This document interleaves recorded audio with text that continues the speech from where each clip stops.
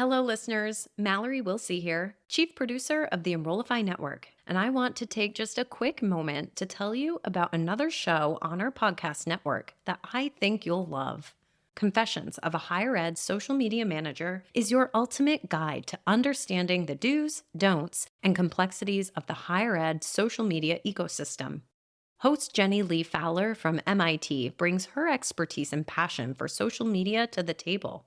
Each episode offers a deep dive into real-world examples, dissecting what worked, what didn't, and identifying valuable lessons along the way. You'll get the key insights and tips to help you elevate your own social media game. Make sure your social media efforts hit the mark every time. Subscribe to Confessions of a Higher Ed Social Media Manager by visiting podcast.enrollify.org or search for it wherever you love to listen to podcasts. Hi, I'm a higher ed CMO and I have a confession to make. I spend ridiculously too much time on TikTok, like to the point that I had to take it off my phone because it was becoming a productivity problem. So it's only on my iPad and I've cut back my usage to right before bed, which is, might explain my insomnia as I'm talking out loud. But I find short form videos like what is on TikTok to be so compelling and so entertaining and such a great way to tell a story. And so when John Azoni asked me to sponsor a workshop that he was doing on short form video, I jumped at the opportunity and then jumped at the opportunity to have him come on the show. This episode is packed with ideas. Please listen to the whole thing because he just gives some great ideas, and you are definitely going to want to take advantage of all the knowledge in this episode. So I hope you enjoy.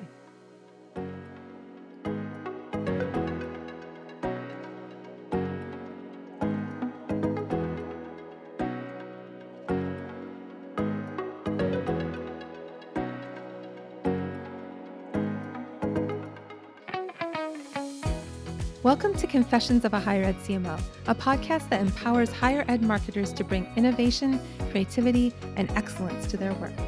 I'm your host, Jaime Hunt. Join me every 2 weeks for discussions with some of the best minds in higher education marketing. Confessions of a Higher Ed CMO is part of the Enrollify Network, a robust collection of podcasts designed to help higher educational professionals like you grow. Explore our other shows at enrollify.org or check out some of my personal favorites linked in the show notes below. Enrollify is made possible by Element 451, the leading AI-powered all-in-one student engagement platform, helping institutions create meaningful, personalized, and engaging interactions with students. Learn more at element451.com.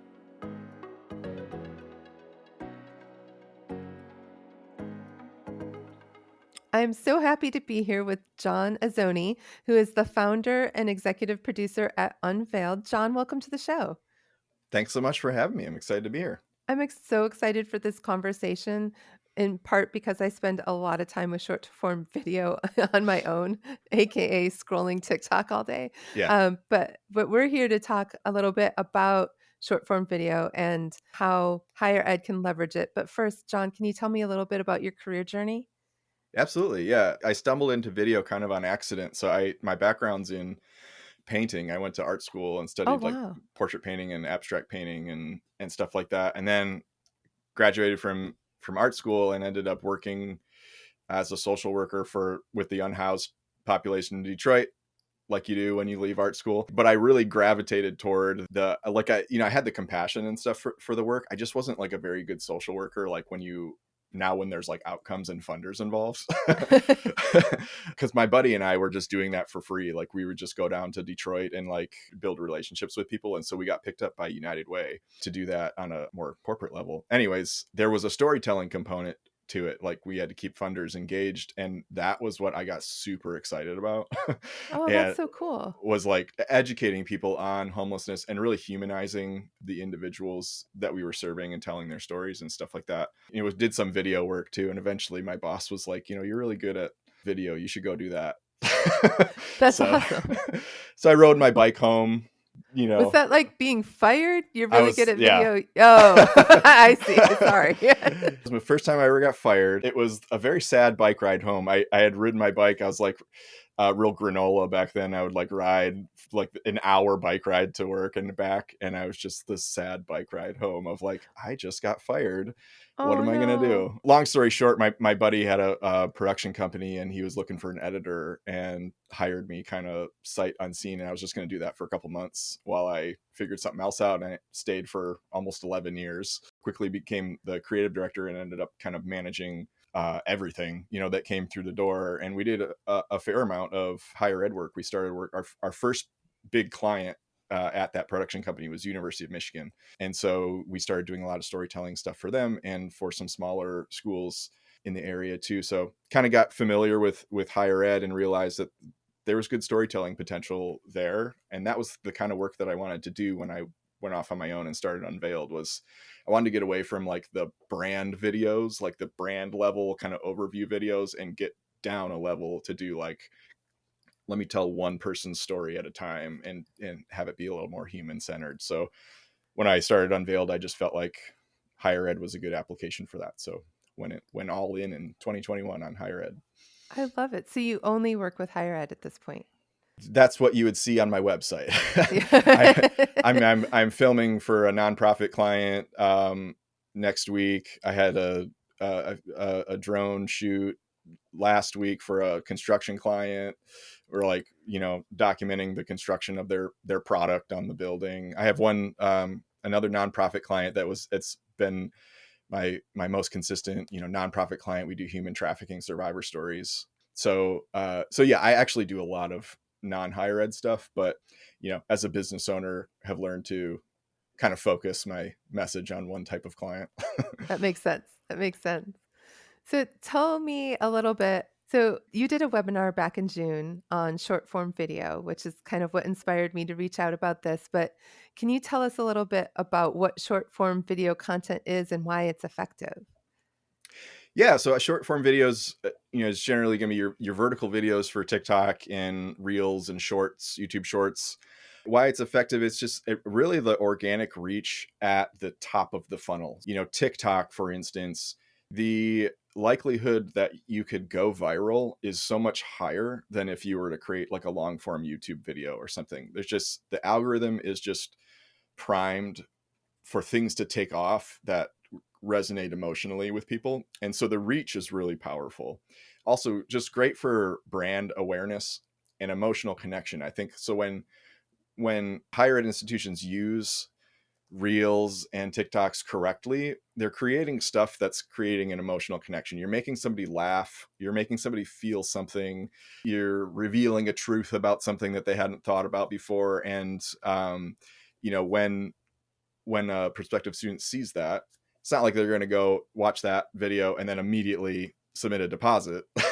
Right. But at least you've differentiated yourself in their mind. And I think that's something that we don't think about a lot. When we think about differentiation, we think about what's our positioning messaging wise and things like that. But when you can actually create an emotional bond, tell a story in a way that really connects with somebody, that in itself is a differentiator, because you've now created this like neuro pathway to your Yeah. brand in their psyche, and that just makes you stand out. So I think these short form videos are a great way to do that, and also just a great way to have fun for schools to just kind of just to be pretty down to earth and just enter into the cultural conversations of the day. Yeah. Have you seen that TikTok and Instagram Reels and YouTube Short, has that shifted the overall landscape toward short form, or has short form always been something, I mean, obviously not always, but you know what I mean? Like has short form risen with Yeah, TikTok and Instagram Reels and those tools? I think so. And I think it's become more of a tool, a marketing tool. So when, I remember 2008 or 2000. So when I was at United Way, Twitter was just coming out. And so I was doing a lot of the tweeting and the Twitter stuff for I think you could still find my profile at United Way John, and I have no idea how to take it down. I love it. I remember there was some video applications trying to be like Twitter, like you have 6 seconds to say to make a video or something like that. And so we saw these like fits and starts of like, and Vine kind of came out, and that kind of really broke through and became like had like a cult following of like just funny entertainment stuff. But it went away. I thought it was going great. But now with TikTok and with Reels and Shorts and stuff, I think it's gotten a foothold finally, to where now it's become just a new medium that has leveled the playing field. For instance, like when I scroll, I look for funny stuff. So that's kind of like that's my worldview. But like you used to have to watch like a stand-up comedy routine or something if you wanted to like, laugh from a professional funny person.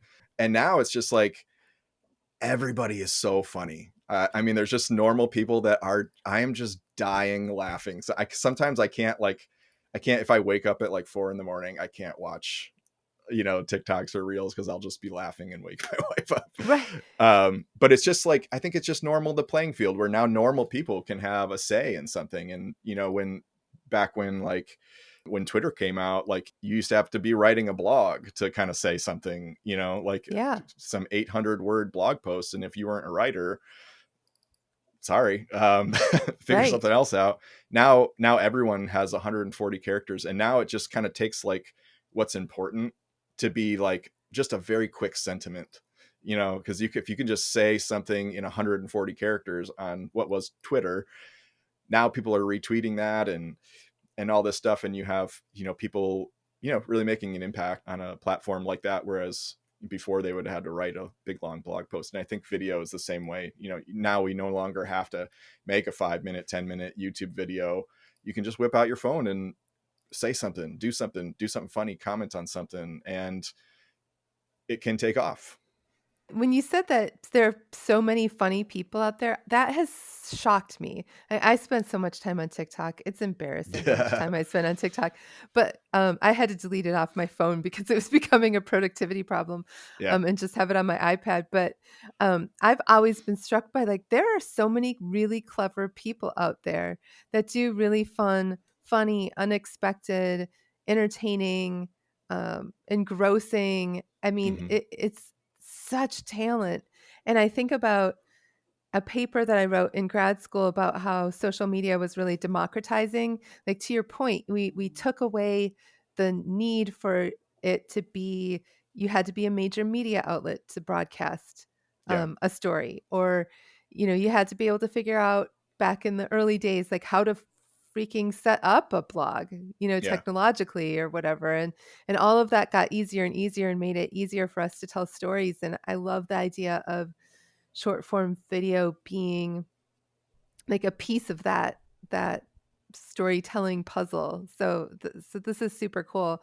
When you're thinking about creating video content for short form, like what do you think higher ed institutions need to be keeping in mind? I think not enough institutions keep like a marketing funnel in mind. They kind of go straight for the mid to bottom funnel content, and pitch their school, or do, it might be storytelling and stuff, but it's got a very, commercial point to it. And I don't think they think enough about what could be at the top of the funnel. And that's really where short form video shines. If you can convince your leadership that if we invest in this, it doesn't necessarily mean that people are going to just be falling over themselves to apply, then I think you have the right understanding. But where like, I think entertainment, eye candy, I see a lot of like stuff that does really well in higher ed, is just campus vibes, just showing something cool on campus, or like showing some cool tech or something like that. Just, you're not really trying to have a call to action, but like just kind of creating a vibe, or like thought leadership, new discoveries, new research, topical education, or then I would say storytelling would be like remarkable stories. I think would have a broader emotional appeal at the top of the funnel. Something that's not just, I liked the school 5 stars, but like, was there some novel thing about their story? I think all of that stuff That's the type of stuff where you see like remarkable views, comments, likes, shares at the top of the funnel like that. And that's the stuff I think that draws people into your orbit to then give weight to a testimonial or a program overview video or something like that, to where now they're actually primed to care about that. Institutions need to be thinking about the separation of these three different layers and what that means, and not necessarily expecting someone's going to start at TikTok and then they're going to go straight down the funnel. I mean, there's people there's going to be people coming in, find your school, and they're right at the bottom of the funnel, they're ready to make a decision. So but you need to have content there that's going to resonate with them at all levels. Yeah. Well, when I think about, no, there's nobody who's going to have their single interaction with an institution be a 2-minute Instagram reel, and they're going to be like, that's the school for me, and do absolutely no more research or anything, and just hop from this reel to the application. Like, but it is part of that nurturing and part of, like you were saying, vibes. Like, what's the vibe of the campus? Am I going to feel comfortable on campus? Am I going to feel connected on campus? Well, I belong here. And I think that that storytelling allows people to put themselves into life on campus a little bit better than like still photography or words in an email. Yeah, I love that. So for when you're thinking about topics, are there specific topics you think institutions should be thinking about covering with short form video? Or, how do you come up with what you should do with a short form video? You got to be a consumer of the platform. Look at reels, scroll through TikToks and shorts and see what's working, and look at what you resonate with as a viewer, and try to think about like, I just think about it as scrolling intentionally, like thinking about why something made you laugh or why something made you go, oh, that's really interesting. What hooked you? Was it the text on the screen? Was it some sort of visual? Was it what they said? Just kind of keeping a catalog of those. And like for me, I scroll all the time, and I'm constantly kind of like two sides of my brain. I'm like one side, I'm like just scrolling for my own entertainment, but then I'm also on the other side saving things for like, oh, this would be a good example for higher ed. And then on the other side of that too is like just looking at what works, looking at what's working currently for other institutions. Higher ed is a kind of its own specific bubble. What works outside of higher ed, might not work as well within a higher ed context. But I actually did a presentation recently for NatCap. It's a conference for faith-based admissions professionals. And we talked about what's working in higher ed video. And there were 8 themes that emerged. Just a few of them would be like emotional moments, for instance, like people like NYU did a video that got a ton of views that was like people opening their acceptance letters. It's just user generated stuff. Another one would be like man on the street videos are really popular, really easy to execute, and just coming up with an engaging question that people can ask and just ask their people on campus. Or another fun man on the street video idea was for Valentine's Day. It was a girl. She went around and went up to random strangers on Boston University's campus and was like, do you have a boyfriend? Do you want to call him and tell him you love him? And it was like this. Then they would record the call of Oh, them just being like, I love you. And the guy being like, okay, thanks. And that one did super well. So yeah, I mean, there's 8 themes that I identified in this presentation. If people wanted to download those slides and look at all the links and stuff, if you go to unveiled.tv/higher ed video, then that you can see all the themes and all the examples. But just generally speaking, finding out what's getting a lot of views and then tweaking that for your own contexts. your Valentine's example reminded me of a reel that we did where we had our photographer who was a student, but he's also like a regular employee of ours. He went around and asked people to give their cheesiest pickup lines. And then after every time, he'd like hold the mic over to them and they'd give their cheesy pickup line. And he would take the mic back and do this like adorable little giggle that was like, you just kept watching it because his reaction to these really bad pickup lines was so adorable. And people were really into it. And, it just, it was so low budget. It was Yeah. so like lo-fi. I mean, it was Uh-huh. very authentically Nicholas out there with an iPhone, which makes me wonder, like, is that sufficient, or do people need to make an investment in gear? I think he had like a lapel mic that he was handing, like a wireless lapel mic he was handing, and Yeah. that was his setup.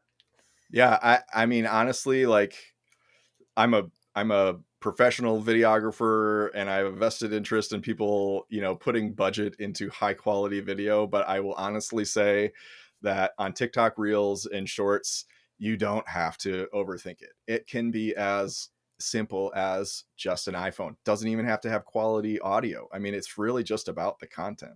I just tell people it's funny. It just seems to be like the jankier the microphone that you have that you're like passing back and forth, the better it does. Like, Yeah. and then I think people started to pick up on that. And like, I've seen one TikTok where the guy asking the questions like clipped the lapel mic to a wooden spoon. And Nice.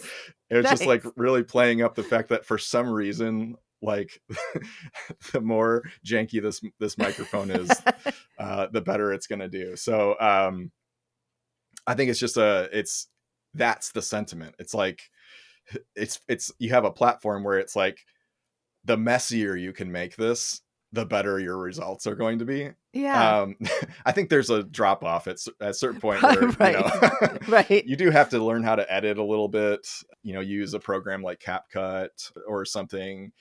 Make something punchy, make it move, make it funny. But but just the gear is simple. Everyone has the ability to create a viral video in their pocket. And like, I've never created anything that's gone viral, so I'm not I'm not saying that's ever necessarily the goal, but like the fact that you don't need to hire a whole crew to make something that is going to spread organically is just pretty crazy.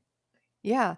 It's when you were talking about attaching the microphone to a spoon, I was thinking about like maybe you could attach a lapel mic or whatever to like a stuffy of your mascot or something, and Yeah. then the person's like holding the stuffy while they do the interview. Or there's a guy I follow on TikTok that in every video he's holding like just like a random thing as though it's a microphone. So he's like got like a potato, he's got a can of soup, he's got, I don't know why he started doing that, but every Yeah. time I stop, like I because he's the guy with the Yeah. random thing as the microphone. And then his TikToks are hilarious too, but Yeah. Well, I that's love a that. that's a pattern too. I think that's just a little hack that I notice on TikTok and Reels and stuff is if you can have something that's just like, why is he wearing that? Or why is he doing that? People are in the comments saying that. What the heck is up with this guy's pants? So this Right. guy, Andy Elliott, I don't know why I get Andy Elliott stuff, but he teaches all these seminars on how to sell used cars. And he's That's just like interesting. this, like super bro. He goes, if you don't have a six pack, you're fired. Like, it's all about discipline, and just everybody hates this guy. Um, Is but like, he playing a character? Is that his real thing? no, he's Oh, wow. serious. He's serious. He's all about like rise and grind, wake up at 3 a.m, Oh my God. memorize your sales script, work out and like all this stuff. But he wears the tightest, Jamie, they are so tight.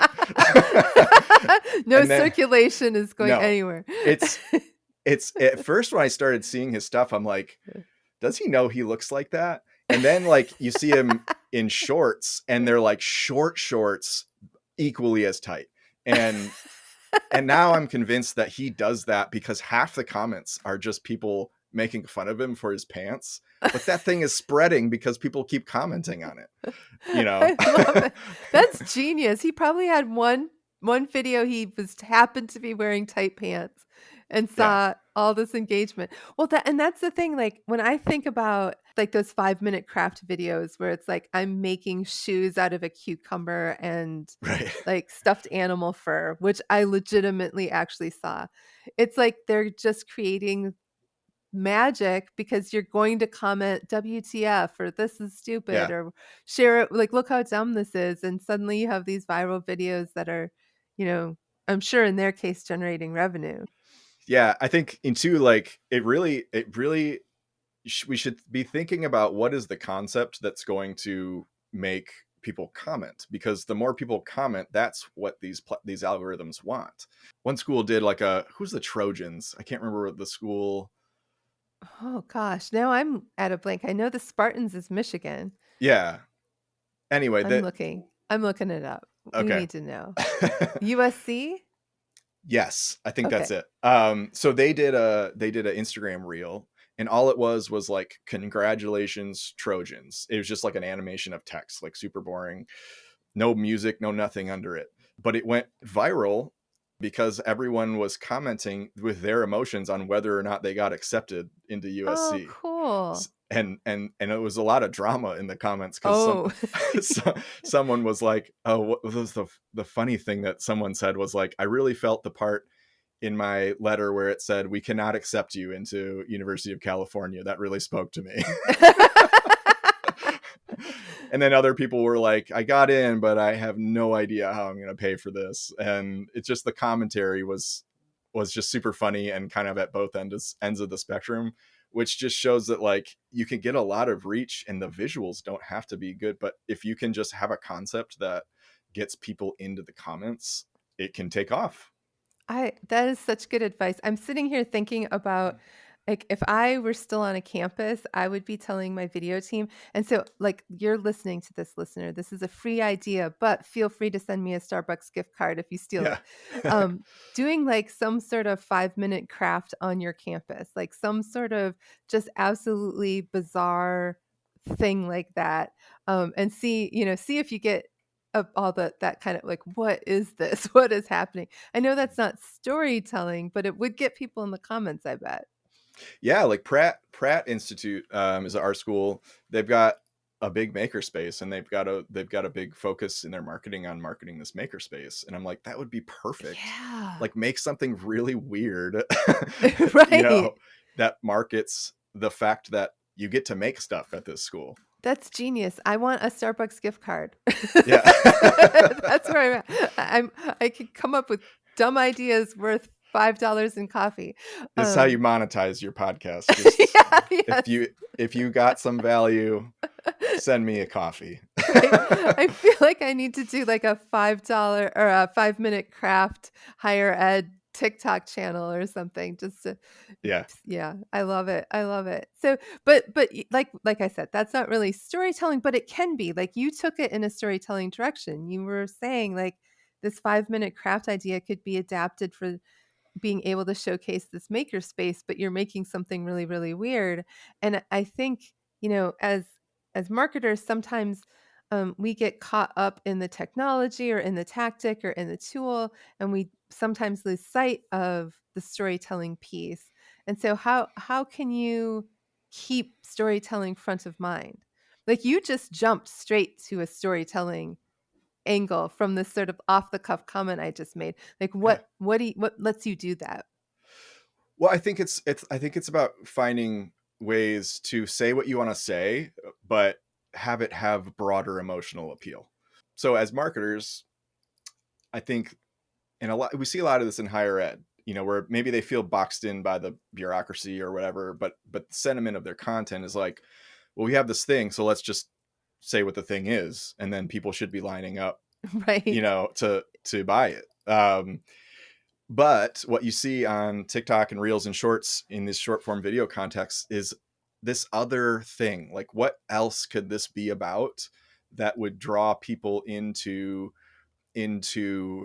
experiencing the brand? And it's something that I call side door content. And Mm. it's like, what is it we want to say? That's the front door that's just saying the thing, but what's the side door? Like, is there some creative way that we can hook people or engage them emotionally, and can that have like a broader emotional appeal so that more people are sharing that and getting value from it? So I think, whether it's a story or whether it's kind of like doing something that's just kind of weird, but by nature of doing that weird thing, it is telling the story of what you're trying to sell. I think that's it's just a smart way to go. I mean, and then in terms of, I think a lot about how can higher ed take their message and have it have a broader emotional appeal. So a great example of this I saw come out of Moody College of Communication at UT Austin. My friend Lizzie Chen is their content creator, social media manager over there, and she made this video of two turtles swimming in a turtle pond. And Jamie, I thought of I'm you because sold. I know that you love turtles. It's my brand. Yeah.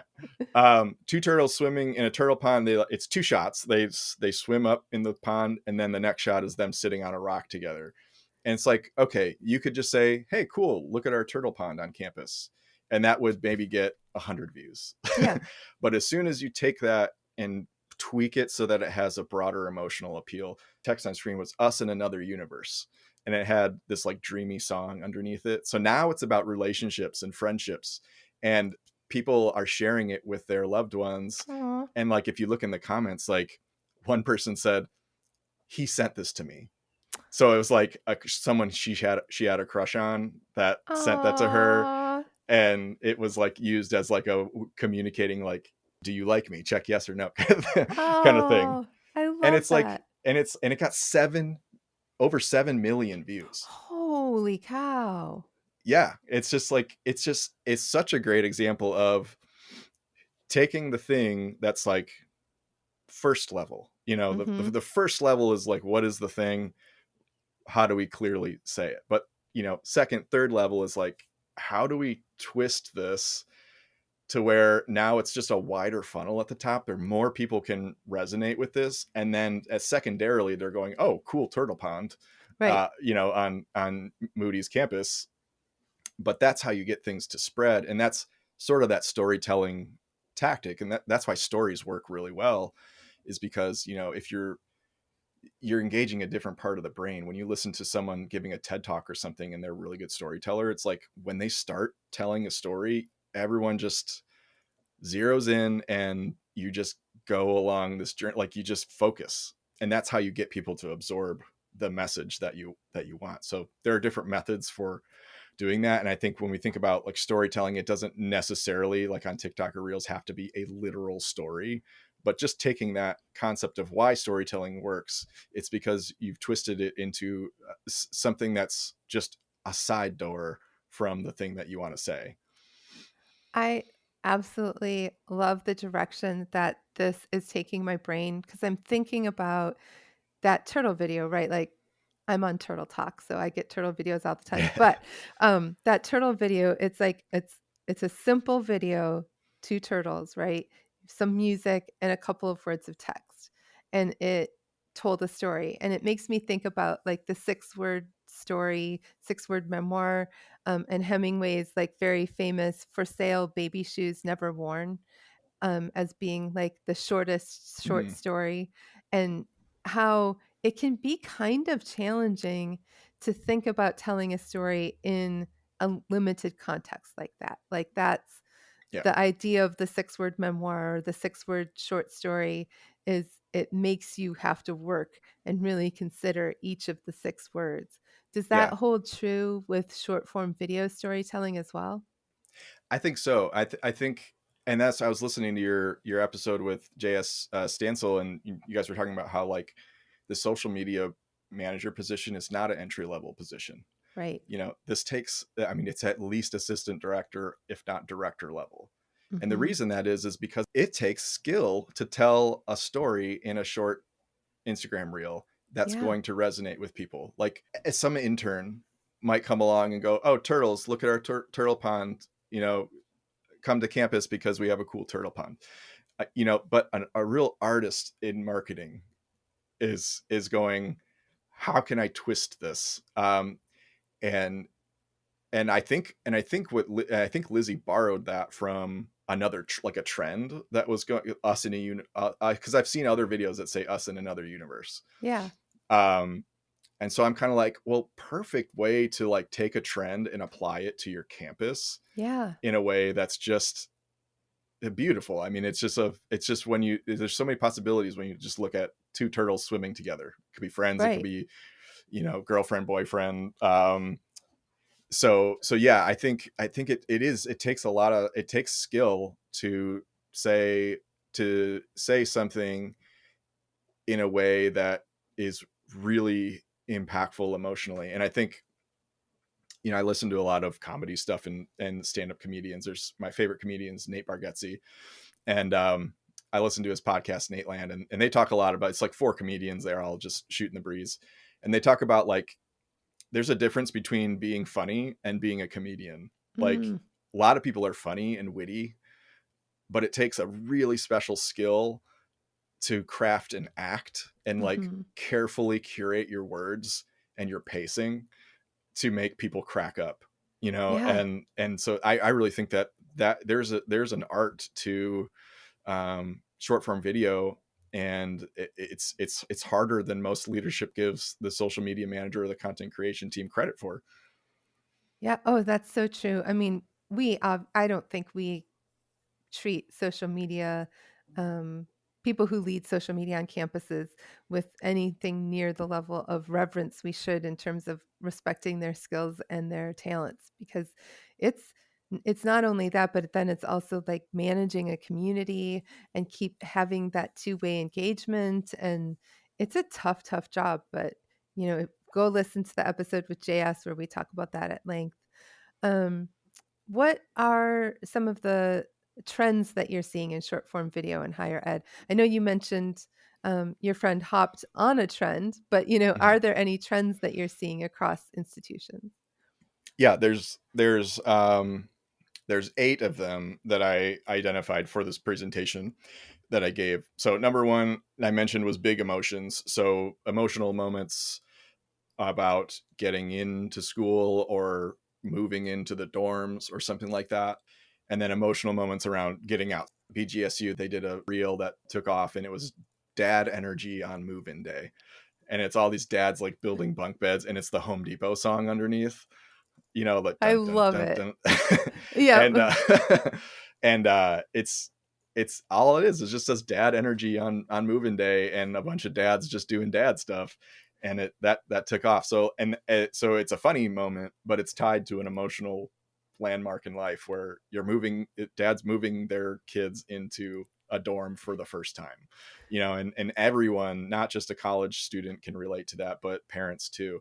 um Commencement speeches, the emotions around, leaving school, going to do something big with your life. The second one was thought leadership.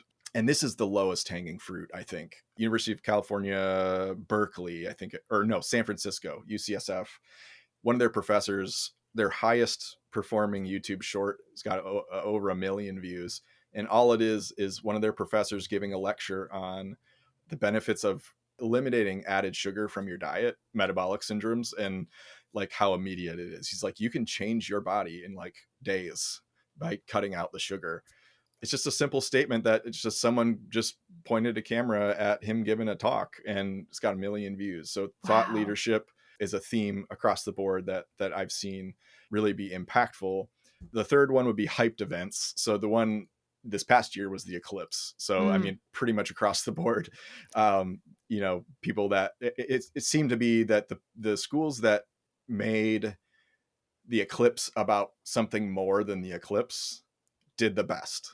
So interesting. again, it's like, what's obvious? What's the obvious thing to say? What's the side door approach to saying the same thing? So the academic, what is the eclipse? Why does it only come around once in a while? That did okay. Hmm. But the schools that put a humorous spin on it did better. Like University of Chicago did a TikTok of like 10 things you shouldn't use as eclipse classes, and it was Oh, like, nice. it Yeah. was just a little silly, corny stuff like Pringles or something like that was one of Right. them, or Right. So, but that one did super well. So the fourth theme was man on the street videos, also very low hanging fruit. Anyone can do this, and it really is just about getting meaningful responses from people. So Central Michigan University did a great, I think it was TikTok or Reels or something like that, where they went around and asked people, where does up north start? That's a debate. Yeah. In Michigan, for people not from Michigan, we have downstate, which is where all your major cities are: Kalamazoo, Grand Rapids, Detroit, all of that stuff. And then up north is like where people go to vacation.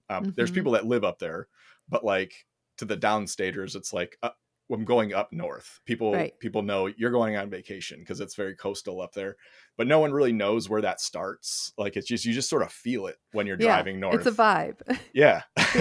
Yeah. So they asked where does up north start? And you had people in the comments going, no, I think it starts at Claire, or I think it starts at, wherever. And so to come up with a debatable question and then let people just battle it out in the comments. Well, again, that's pointing back to that getting people into the comments thing. Yeah.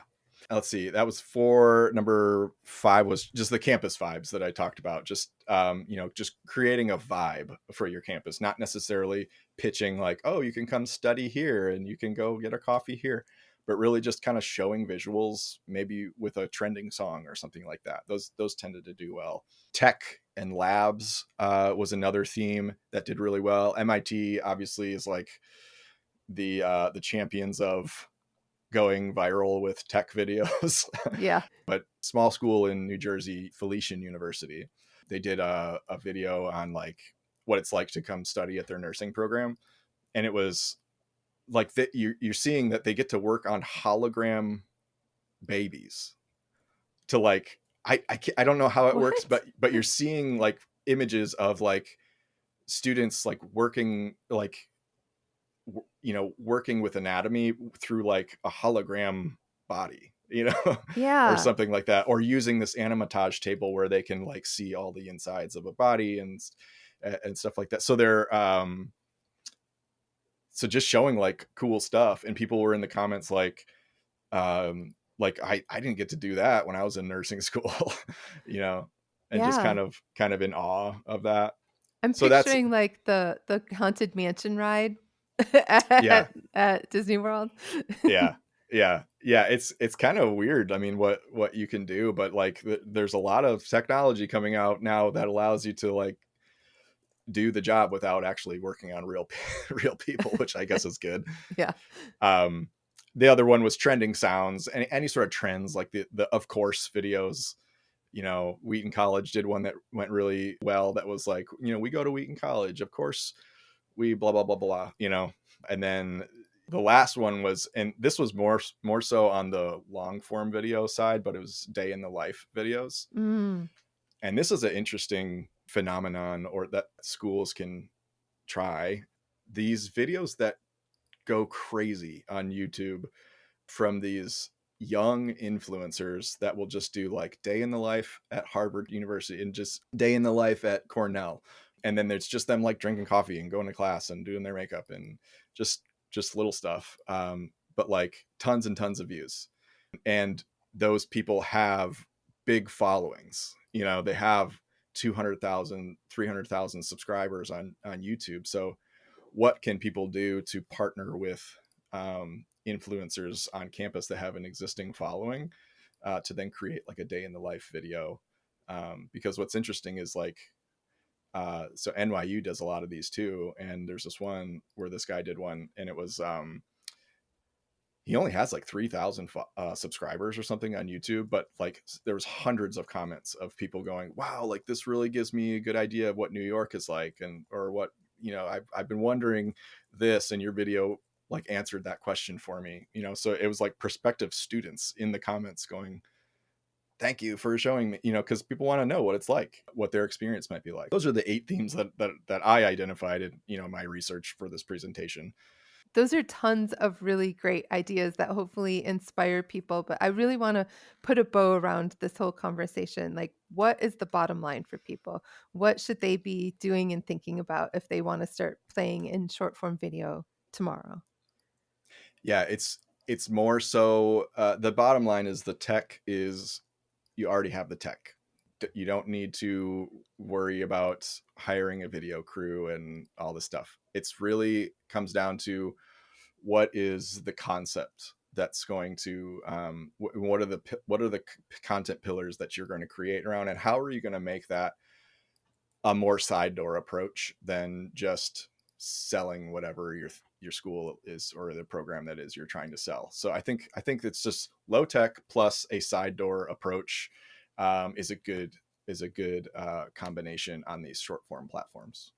I love that. I love the idea, I mean, imagine when I was getting into higher ed 20 years ago, I couldn't even imagine being able to just use my phone to Yeah. create something that potentially thousands, if not millions of people might see. Like the whole idea that you have the power in your pocket to create something that I'm reaching for my phone and showing it for those who are listening, but you have something in your pocket that lets you reach people all over the world with, honestly, with the quality of these cameras now, with something that is not this like pixely 3 megapixel Right.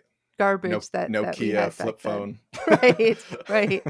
I remember being so excited, my first digital camera, being like, wow, the picture's great. And now I look at the pictures and I'm like, okay, that looks like, Super Mario Brothers, the Yeah. original. Yeah.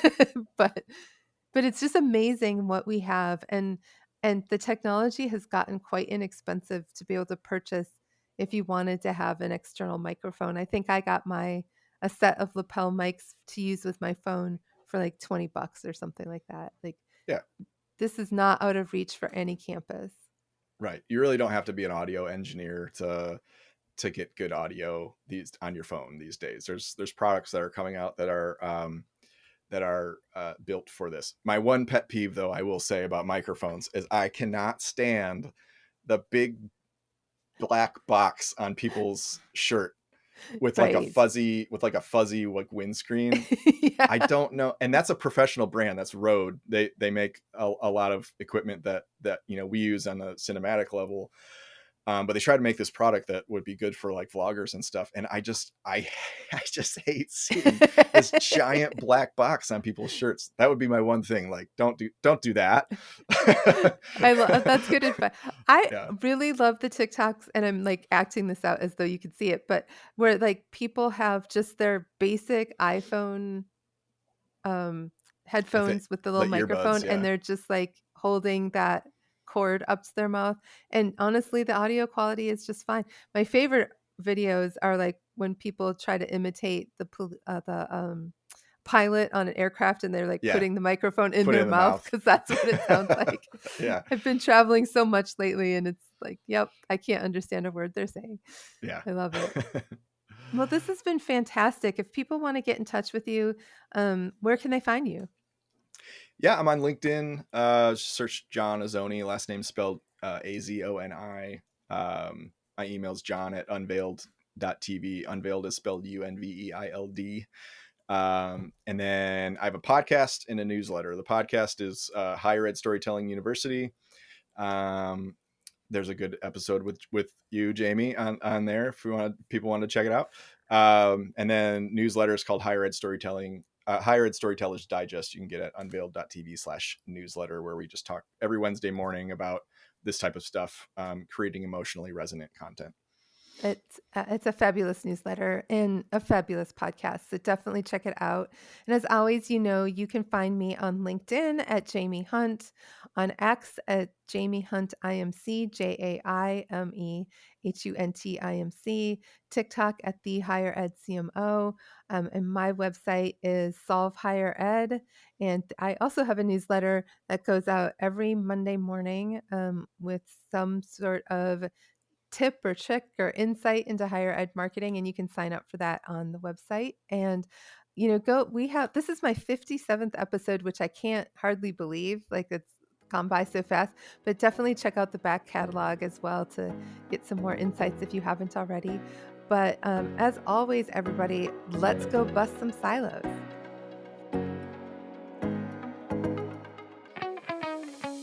Confessions of a Higher Ed CMO is part of the Enrollify podcast network. If you like this podcast, chances are you'll like other Enrollify shows too.